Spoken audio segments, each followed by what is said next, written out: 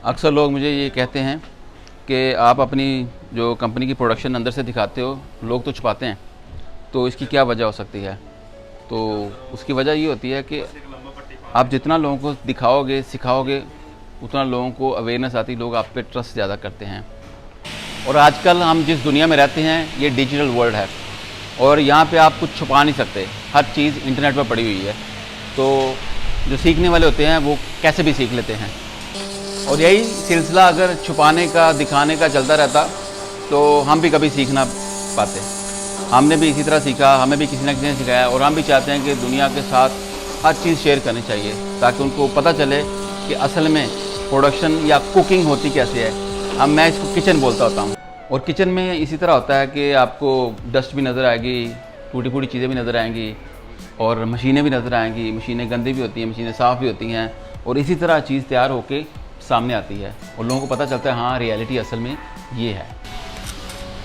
मिसाल के तौर पर हमने छुपा भी लिया तो क्या दुनिया में हम अकेली ही कंपनी हैं? दुनिया में लाखों कंपनीज़ हैं, करोड़ों कंपनीज़ हैं, वहाँ लोग जाते हैं, सीखते हैं, लेकिन ये सारी चीज़ें किसी ज़माने में बिल्कुल भी नहीं थी। इसी तरह लोगों ने देखा, ट्राई की, तोड़ फोड़ की, उसके बाद सीख लिया। और वैसे भी चीज़ें सिखाने से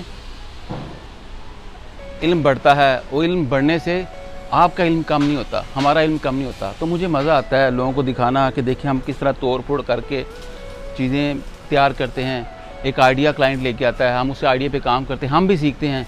अगर दूसरा कोई सीखेगा तो सदका जारिया है। आपको भी कभी ज़िंदगी में मौका मिले कुछ सिखाने का, कुछ दिखाने का, तो ज़रूर किया करें। ये इल्म है, इससे दूसरों को फ़ायदा तो पहुंचता है, लेकिन आपको ज़्यादा पहुंचता है।